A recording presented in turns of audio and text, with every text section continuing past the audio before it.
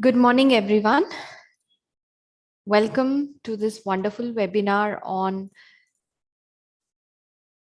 the future manufacturing and supply chain strategies organized by IFERP. I am your host, Jumeria, and on behalf of the Institute for Engineering Research and Publication, I would like to welcome you all to this webinar. It is organized by IFERP in association with United Innovators. This webinar is on the application of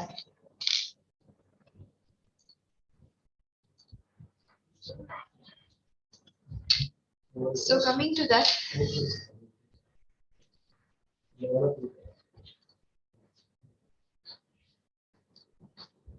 I'm sorry, we've had a few technical issues, but it is sorted now.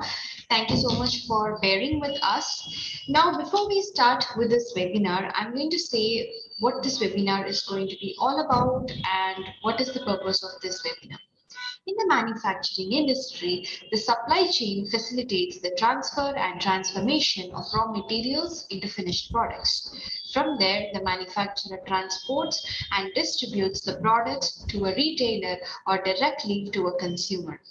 In this session, our honorable speaker will share his views about the future of manufacturing and how new supply chain strategies can be applied for better network building in large industries. As we move on, I would like to talk about our organizers for this wonderful webinar. IFERP, the Institute for Engineering Research and Publication, is a non-profitable professional association meant for research and development in the field of science, engineering, and technology. IFERP connects engineers, exchange global innovation, and act as a bridge between researchers and academicians by organizing international conferences, workshops, seminars, guest lectures, short-term training programs, memberships, and establishing chapters. The IFERP's publications have shown a marked growth in terms of global outreach, impact factors, downloads, citations, quick decision rates by the peer reviewers, number of submissions, and stringent acceptance rate. IFERP is a leading publisher of scientific articles in Scopus, SCI, ESCI, and Web of Science journals. Talk about our next organizer, who is United Innovators. United Innovators is a research and development service provider providing all end-to-end services such as PhD assistance, patent filing, UG, PG, PhD thesis writing, research and review article writing for Scopus, SCI, Web of Science, UGC journal standards, and publications. I would like to welcome our speaker for the day, Mr. Yogesh Dadke, to take the spotlight. Before he takes up his keynote address, let me give you a small biography about him. Mr. Yogesh Dadke is the APAC IT leader in Adient.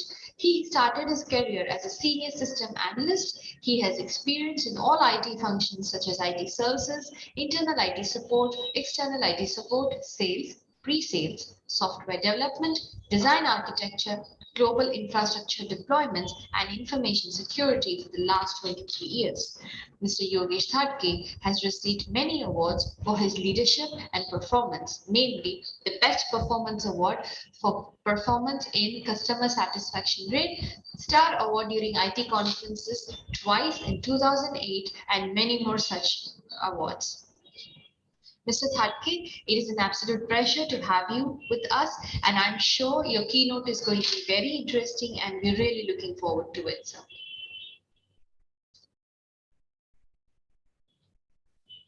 Thank you. Thank you for the warm welcome. I will take the opportunity to start the session, and then we'll take the question and answers if there are any. Just to double check, you can see my screen, correct? Yes, sir. Perfect. I'll just make it full screen mode so that it enables few things. And okay. For some reason, video doesn't work, but that's okay. All right. That's not a showstopper for us. I'll just continue to have the screen shared. Of course, I just wanted to say, good morning to every participant, and hope everyone is in their, full of their health, and as well as their family members are safe and sound. Thank you for the institution, for the academia. It's very useful and important to have these kind of knowledge sharing sessions where the industry panels can share their experience and as well as share some words of wisdom along with the participants. Of course, by no means I you know this information in these next 20-25 slides probably you all are aware of, probably you all have seen of, and kind of, however, what matters in this is a understanding inside out and understanding for proficiency rather than just having a the professional approach to that. So first thing, what is this all about? That is future manufacturing and supply chain strategies. Why it is important? We all saw the disruptions which are happening in the market, the disruptions related to our pandemic situations, disruptions related to canal incidents that happened, which stuck about 8 days of supply chain situations and kind of so everything leads to your logistical problems. A material which is required for the manufacturing of X device is not reaching on time. What do you have to do? How should a company make sure their sustainability in the market so that they are ahead of the competition and they continue to manufacture, continue to sell, continue to make money so that the wages which need to be earned by the ecosystem, they earn their wages. This is a pretty simple, straightforward in a single liner subject. However, it's very complex also because when we see there, when something is getting manufactured, that means there are component level strategies which need to be in place.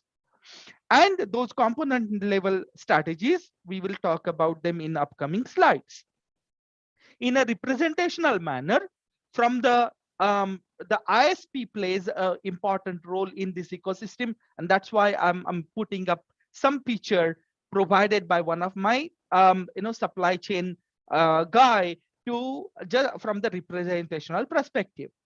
I'll move on and move towards a little bit of disclaimer.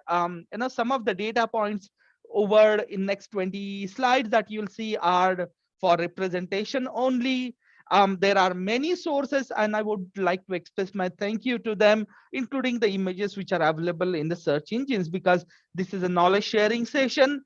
I just wanted to make sure that it's not just the words, but it's the pictures which talks more, because that's where we get an idea and the representation, the visualization comes into the picture and we all understand it better.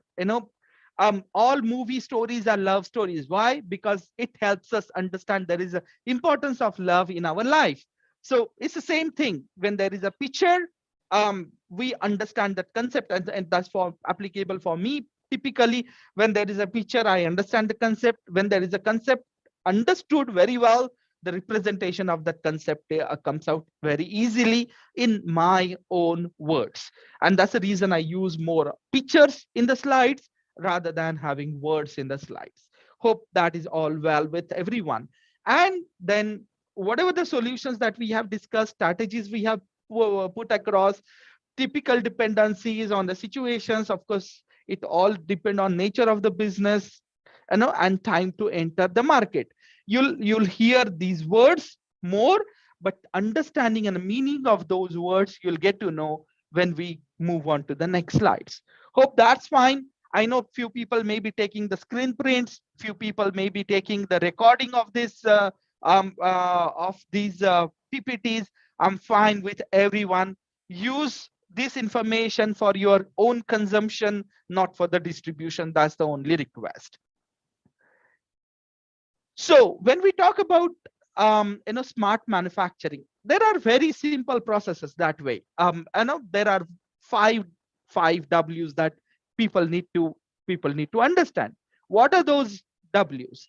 Those W's are related to your workforce, your machinery, your uh, wave in which you are induced in the market, and the steps that we have to follow, such as the skill set which are available, the technology that we use, and the ecosystem leads towards sustainability of the market.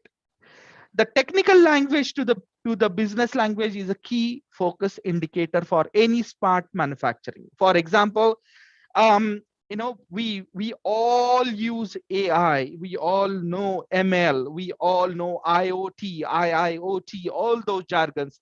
But what's the use of all these jargons, all these technologies? Is it helping me to gain more business? Is it helping me in top line of my business? Is it helping me enhance bottom line, that is profitability of my business? These are specific and special factors for any smart manufacturing. There is no rocket science to it. Only science that needs to be applied is it helping business? That's the use case. That's the language that we all technocrafts need to understand in while making our case strong enough that it gets a business sponsorship in overall proposition. Then next thing is understanding what is a customer requirement. For example, any automobile industry that manufactures car, I'm taking an example of automobile industry because that's close to my heart. I'm, even though I'm a computer science graduate, automobiles is my first love. So whether it's the ICE engines or EVs or whichever it is, the how do they function is my core heart out of it. So from business to understand the customer language. Customer language is the one which will give you the CX, that is customer satisfaction index. Based on that customer satisfaction index, business processes need to have a tweak turns and as well as your enhancement in the innovation. For example, we all know the Nokia story. What happened to Nokia? Nokia story was a fantastic phone like 10 years ago, 12 years ago, right? Everybody had that N5 but what happened to that? They did not correlate to the customer satisfaction index which needed innovation. So we all know what happened to that business. Hence, understanding that customer satisfaction index, understanding the customer language is important. I'm from Maharashtra. I know Marathi very well. So when somebody says, "Oh, that's not good," faltu hai. If when somebody says that, what happens? Oh, the customer satisfaction goes on toss completely. Completely. That business will never flourish. Hence, creating that wow factor in your business process is extremely important. And then it will automatically translate to your invoicing language. Today in this forum, we are non-profit organization. However, the satisfaction of you all who are in the audience today makes us bring that wow factor and help us bring more innovative slides, innovative speakers in this forum and help us rejuvenate ourselves. That's the customer satisfaction index for us and the institution. And it also translates into invoicing. I'll not focus on that much, but you all can understand when, if a particular car, if we, taking an example of Tata Nixon, why Tata Nixon is doing very well in the market. We saw about a 56% jump last month for their sales volume. Why? Because they understood there is a there is a X factor which needed in the customer language. They enhance their product in that customer language and directly help them get into the invoicing language. Now, most important factor, from invoicing to your retention. Retention means keeping the customer to yourself. Some people may call it as customer loyalty also. For example, again, going back to this institution, if you like this webinar, you'll come back again and again with upcoming webinars. That's a retention. So for any industry, for any manufacturing, most important thing is retaining that customer, retaining that um, innovation in the kingdom, you know, having that royalty. We all know, taken an example again, as a disclaimer says, I may use some of those live case studies names, but that's for your reference.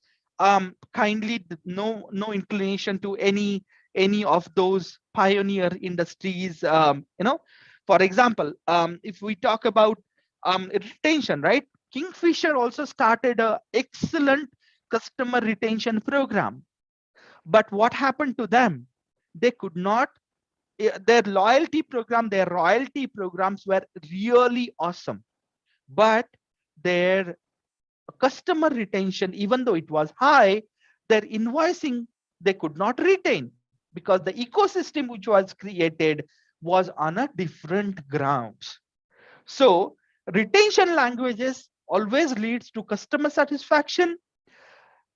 Customer satisfaction leads to customer delight, and customer delight leads to bring you more investment or stakeholders in your own domain. Now, I want you to look at the flow chart again. You'll get a different meaning. It's not the technology, it's not about sustainability, but it's the skill set, it's the innovation, the smart manufacturing processes that we all adapt in our individual industries that will help us bring more revenues, more investments, more skill sets, and as well as retain the talent within the organization. I'll go to the next slide just for our. So why we have to think in that differently? No, why do we as a technocraft need to be techno enablers and invest our thoughts in integration and bring that innovation? It's not one man army's job. One man can bring the vision.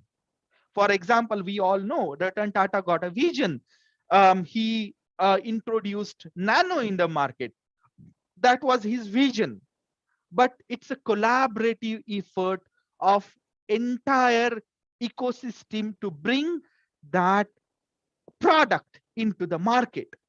So for that, it was a data gathering mechanism. I'm in Pune, so I just saw there was one road which need to be constructed from Symbiosis College Road, which will connect to Kothuru directly from the backside, creating a tunnel in one of the, they call it as a Hanuman Tekdi. But for that, what they are doing, they are gathering the data, taking the inputs, conducting the surveys to make sure they get the inputs from common citizen. Similar to that, in the industries, we as a technocraft need to gather the inputs where we want innovation. Do we want innovation in our product or process or our supply chain? What will it help achieve? Will it help achieve bringing excellence in our supply chain, bringing excellence in user satisfaction, automation or customization or value-based ecosystem in our manufacturing? Ultimately, these all three quarters will help enhance our revenue. So the innovation thought process, right from your data gatheration in a collaborative effort, taking us towards the next process and understanding that dependency matrix. Now, to understand the dependency matrix, it's again starts with the same flow. That is, you bring in, whether you want to bring in the technology to understand your dependency matrix or understand the dependency matrix first. Now, this is a this is not a chicken and an egg story. Kindly do not correlate to that, because few people did and they do face challenge. First, first thing first is understanding the problems and putting it in a clear, business understandable English language problem statement. When we draft that, then we go towards a long-term strategy plan. When we have the long-term strategy plan, there are very basic fundas that needs to be thought through. One, your transition plan, transition from your physical to virtual, virtual to cloud, and integrate cloud to data analytics. You saw that in our first slide, why this basic backbone of cloud enablement helps organization reduce their physical footprint going towards virtual. It can be for your transitions, transactions, data management, or it can be your for your IoT sensitivity mechanisms. And the ecosystem, we all know the blockchain, everybody has seen blockchain use and misuse also. We all know cryptocurrency. There is a ecological dependencies on a cryptocurrency mining. So whether it's good or bad, I'm not here to judge, but it's on us to tell what do we want to take it as a driving factor for our ecological dependencies. At one point, we are talking about reducing the physical footprint, but somewhere we are creating that physical footprint to have our mining processes. So what's important is in our brain, and that one liner is first time right approach. This is not something new. We all learned it at our probably first standard, that whenever you are writing anything, write it correctly, write it absolutely 100% correct. Otherwise, don't write. It's the same thing in manufacturing. No change. We also saw that we are in industry 4.0 right now. It's automation with your enablements. Even in industry, when industry started, they all focused on only one parameter, that is first time right. Because if you are not using a first time right approach, you are creating a waste. If you are creating a wastage, you are adding your inventory value, and that creates burdens on your direct profit and loss, that is P&L statement. So first time right, having a covert operating cost centers, or convert your cost centers to your profit centers. Every We all know the chain of departments within the organization. Every department, sometimes people look at them as cost centers. But my advice, with the experience of last 25 years in the industries, everyone should think converting their cost center to a profit center. Because unless and until I myself do not think bringing profits to my department, to my competency, to my industry, to my workforce, it will not help organization to bring profits.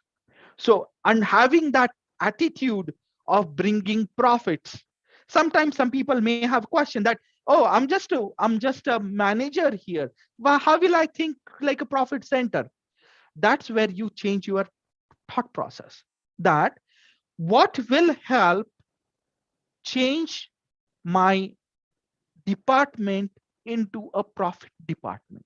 How can I make my organization profitable if though that is not profitable right now? How can I enhance that profit if we are at about 5% EBITDA at our organization? How, if even if even if out of 1,000 people, 5 people think of enhancing EBITDA of the organization, it will help grow the organization, and it will enhance the driving forward thought processes to complete ecological, economical dependencies of the organization. And this is not a philosophical statement. You'll understand it in the next one. So what will it take to take my thought process ahead towards towards the next generation of skill set? We all saw the advanced manufacturing needs technically educated leaders or champions. Their brain power, their skills of artificial intelligence, which helps collaborate internally within the factory and um, dissolve those dependencies and enhancements, help enhance, and as well as it helps them go to market strategy uplift it. So it's always an update, upgrade, upsell, uplift. It's on you as an individual and your ecosystem of manufacturing to transport to market to user. That chain remains strong enough in entire process is like a chained process and no one can shackle that chain. And in that complete process, what requires over there is your collaboration with your partners. Your advanced manufacturing requires your image-based solutions, probably your sensor-based solutions, probably. How do they work? They will provide the alerts in your smart gadgets, whether it's watch, whether it's phone, whether it's email, whatever alerting mechanisms that you use. And in all this, every department in the organization, in the manufacturing, comes to an complete help. And that collaboration requires from HR for their training purposes, for their payroll, for their attendance mechanisms, for their administrative activities, and for their other departmental services. Operations department, which lays out your foundation for your infrastructure, for your the facilities that are provided, the safety department in the organization, and of course the IT departments. And I specified these four because many a times these four departments are not profit centers. Those are always called as cost centers. But it's my humble request to everyone that those who work in these departments also ha have a thought process, or those who probably, this is an institution, so those who are probably want to join these departments, do not think that you're joining a cost center to the organization. Sometimes during the downfall of the industries, the first slack comes on those four departments for manpower hits. And it gives a very wrong message within the organizations, because these are the departments which bring you the ecosystem of innovation. These departments builds you the platform to grow. So this is a message to the leaders, those who are in this, like I see about the participants. If you are in a leadership position, if you are in a decision-making positions, your view on these departments also need to be corrected, that these departments, how can you make them as a profit center and help them manage their own P&L, not just having their own just a cost to manage. With that said, I'll move to the next slide. I know there are some questions popping up. I'll take them at the last. And I see about 18, 20 odd questions already coming up. Now we are moving towards a little bit on a supply chain model. I know time is a constraint.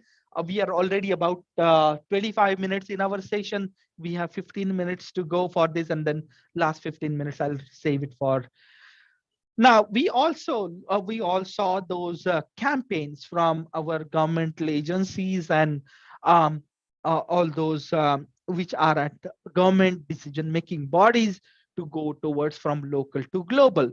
That's very, very important for any country to survive.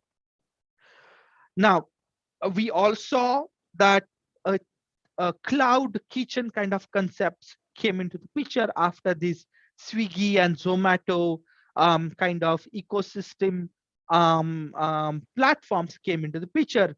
So I can have my kitchen as a cloud kitchen, provide the food material to those Swiggy, Zomato, and kind of platforms, and they can place the order. I don't need to have a restaurant to make my business enable. And that's where agile mechanisms in my growth parameters will help me take my scale up or scale down depending on my order nature. For example, I saw a cloud kitchen. Sometimes they have an order strength of 100, sometimes they have order strength of just 2. So what do? They don't keep your food ready all the time. They manufacture or they make your food ready when you place the order. So that's the reason it takes about 25 minutes to make the food and about 25 minutes to deliver the food. And in the ecosystem parameters, it goes towards the nearest cloud kitchen. So the manufacturing of that food happens quickly and in an effective hygiene way. And that's where the supply chain mechanism modules comes into the picture to understand who has the raw material, who has the kitchen ready, and who has the workforce to get it ready. Those I'll go to the next slide, how SCM model completely works and what the innovation brings into the picture. However, most important parameter in all this is your policy controls, your cyber security for that platform. Even in your organization, how if you go towards cloud, what are the securities that you are enabling to it? What are the daytime parameters? What should be manufactured when at what time? For example, we all know next Sunday is a big day in Maharashtra. It's a festival day probably, and people will have a, a fasting food. Some I'll take the names like Shabudana Khichdi, Shabudana Vada, and kind of that when people are going for that, these cloud kitchens, they source that material in advance to make sure their ecosystem to deliver the food makes it right, makes it possible to deliver that food. I know I'm using my own mother tongue's words. Sometime if you don't understand those, please do let me know. But I'm proud of my mother tongue and those pop up. I'm from time to time when while giving the examples, because examples comes from the heart. So we'll go to the next one. That is from the smart manufacturing. That's the first concept that we all learn saw in industry 4.0. That's the concept right now. That is transformation, going digital, enablement, and then education to your internal processes. uh, uh, how do we achieve that? We achieve that by addressing dynamic plant configuration and readiness, dynamic product component and material configuration, and dynamic inventory management, minimize and as well as manage that very well. The last portion is from your supply chain kind of component. And we also from automobile perspective, SKD, right? What is SKD? When Mercedes-Benz started a plant in Pune, they were always on a SKD, importing the ready-made products or ready-made ready-made components from Germany, assemble it in India and then sell it in India. That is called SKD. So they don't have any direct manufacturing at that time. They didn't have any direct manufacturing facility in India because of the whatever situations. However, today is a different situation. They can have the component manufactured here, and that's the reason when Mercedes Benz in 2005 was costing about the entry level one was costing E-Class was costing about 45 lakhs. Today the same is costing about um, you know 28 to 30 lakhs kind of valuation, but that model may not be available, so you have to go for S class, which is about 55 lakhs. But compared to that, if you see the product cost going down, why it goes down from the assembly perspective? Because the manufacturing happens here locally, the education goes towards the technician workforce, so the torque level management happens here locally, and it helps manufacture more in the specified time frame. It all happens to from your data analytics on your core capabilities. That is your digitization and integration of your vertical and horizontal value chains. This is very, very abusive words, probably vertical and horizontal value chains. That means vertical are your processes and horizontals are your from your supply chain point of view. Digital business models and customer accesses. Giving the example of a Mercedes Benz again, they have started their own digital business nowadays. The customer can customize, end user like me can customize my vehicle. I want typical leather cushions, typical leather seats, typical styling for my steering wheel and etc. And the dealer will only deliver and will help only in customer satisfaction index. Dealer will not take direct orders or money management kind of activities. That's the digital ecosystem business Mercedes-Benz has created. So what happens to that? Because of that, their order mechanisms have a very highest striking rate. It helps them get more orders. And also digitization of your products and services offering. For example, we all saw that Chitale Industries or Paytm for that matter. What did they do? Their manufacturing processes is completely automated right now. Paytm is completely a digital platform. They don't manufacture in anything, but Chitale Industries, they manufacture your all dairy related products, your milk, your food, quick food, quick bite food mechanisms, and as well as those who have sweet tooth like mine, they understand how it is important to have the product hygiene factors and those services offerings in your bringing them into a digital platform. It all happens through your ecosystem of augmented realities. We all saw the HoloLenses, we saw Meta is coming up. What all those are going to help us? The augmented reality help the manufacturing plant, like the automobile components. before even making a POC of a product, I can virtually make one product, show it to my customer, take their sign off before making an investment. This all have a multi-layer customer interactions, making a customer profitability and profiling high on a scale whichever that you want, and helps overall make a authorized sell processes. And in all this, the most important tool which are at the diagonals, that is IoT parameters and your big data analytics, which are diagonally opposite to each other, but helps IoT platforms helps internally, whereas big data and analytics helps externally to get your ecosystem built into it.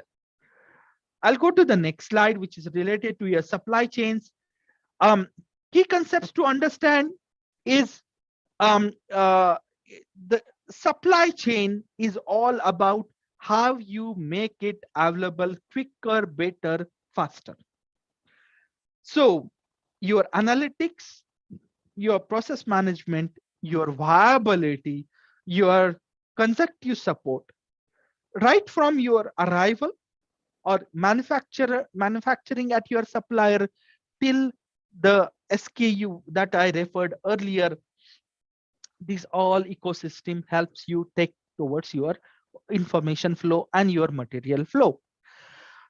First is whether for example, if tomorrow if I start if I try to make one product here in India, is it viable, is it visible, what is a demand, order, inventory, supply that I can get here locally.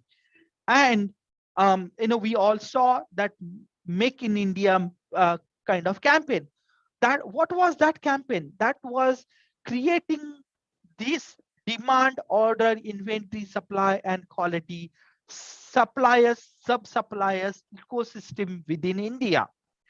Now it all helps to manage your key PIs. KPIs, your key performance indicators, finding out the root causes, finding out the risk factors, and then applying your AI, ML, decision-making powers to make sure your supply chain ecosystem remains strong to lead towards your manufacturing processes.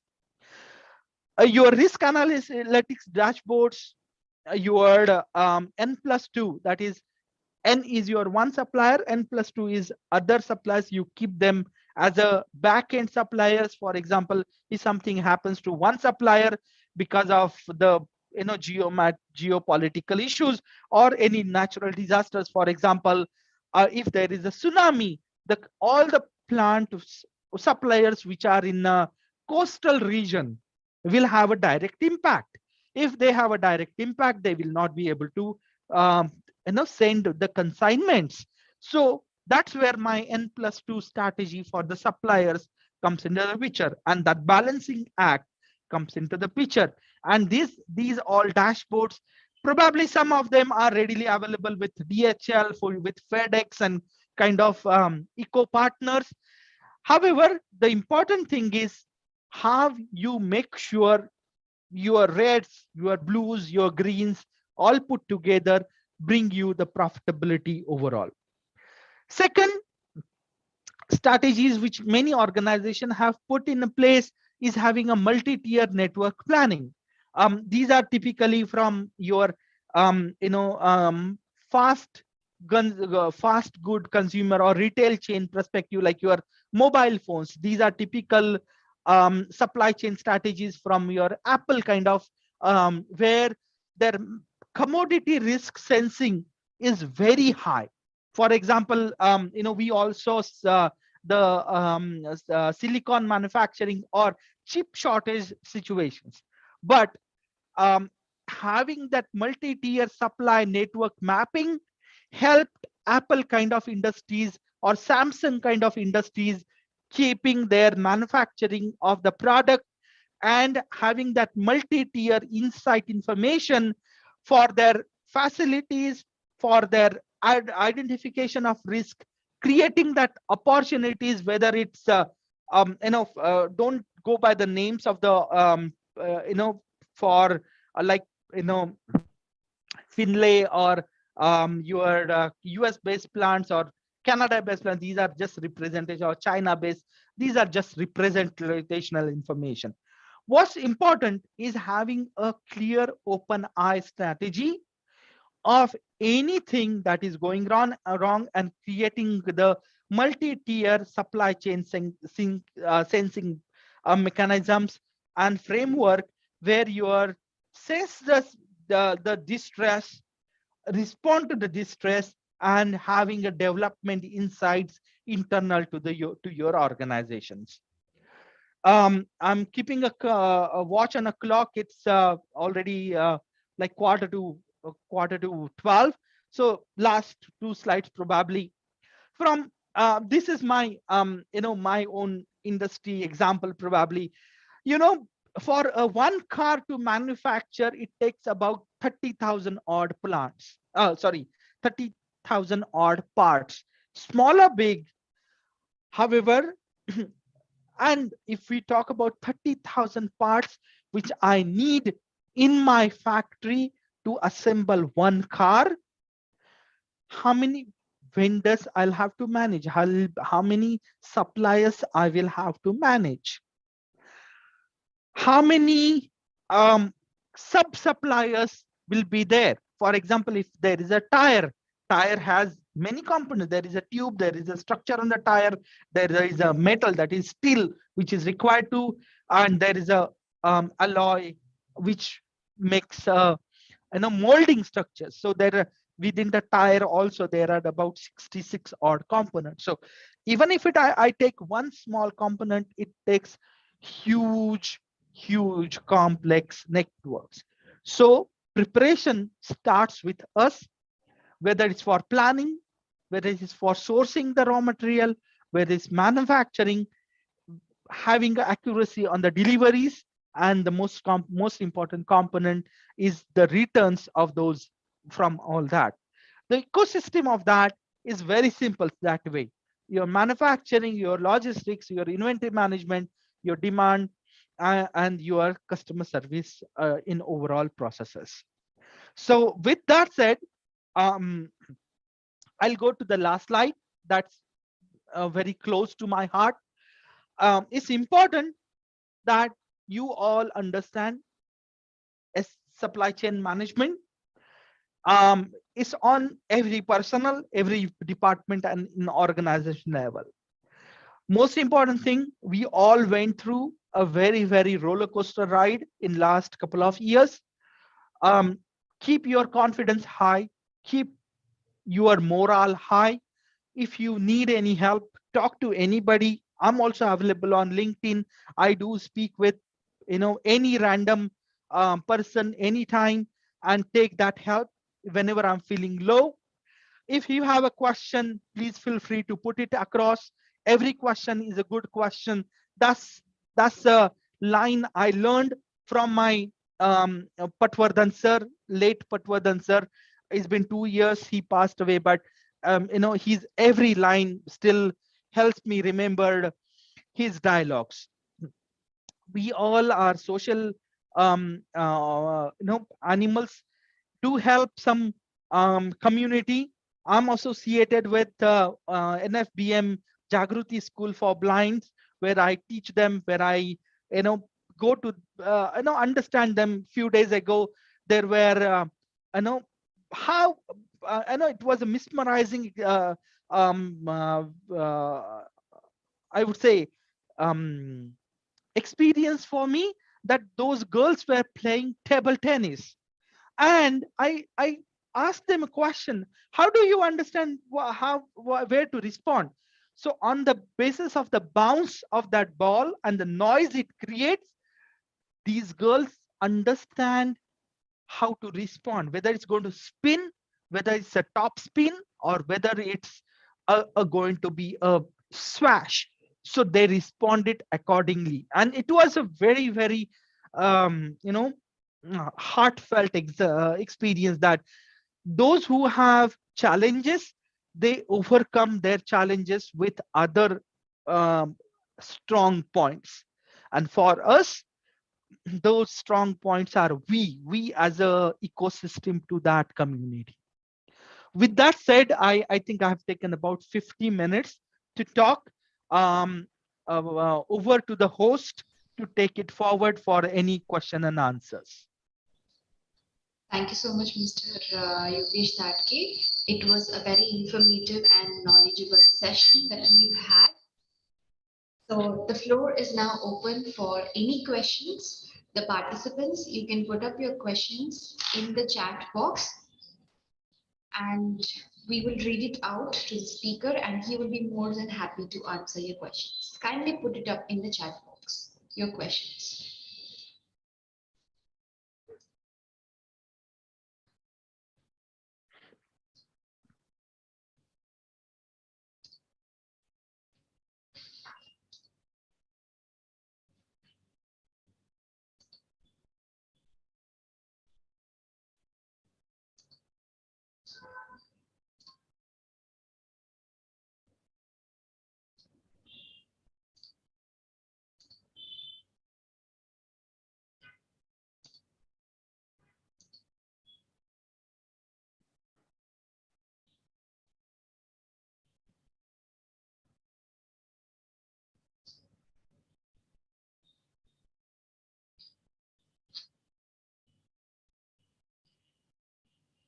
All right. I understand there are no questions from the participants.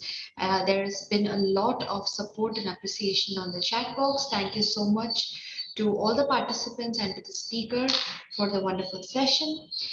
On that note, I would like to say that on behalf of IFERP, I would like to heartily thank all the delegates, students, and the speaker who has joined us today.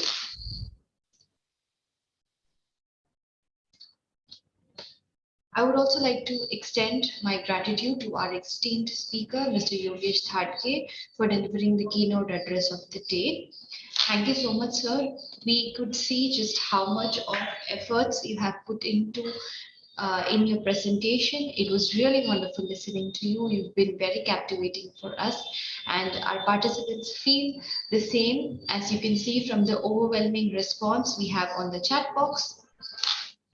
Now, to all the participants, you could download your e-certificate on our IFERT dashboard. The dashboard link along with the feedback link will be sent on the chat box. Also, I would like to take this opportunity to announce some of the upcoming Scopus conferences that have been organized by IFERP. I would like to put it up on the screen so that you could have a look at it and you could see just what we are dealing with here.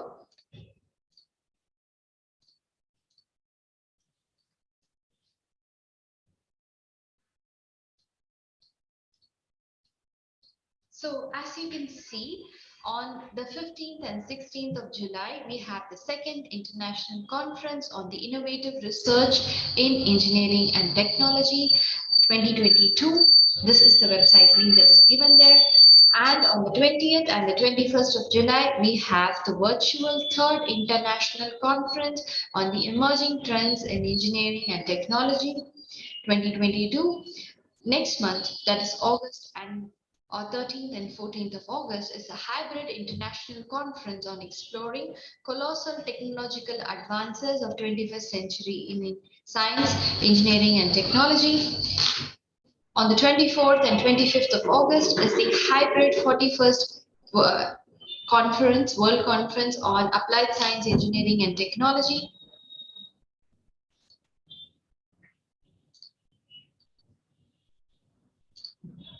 And the 25th and 26th of August is a virtual second international conference on research trends in engineering and management, Bengaluru.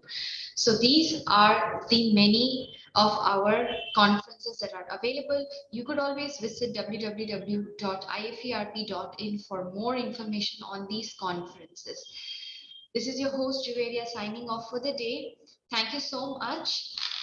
The link has been pasted on the dashboard by Mr. Tirunau Karsu. I will once again paste it.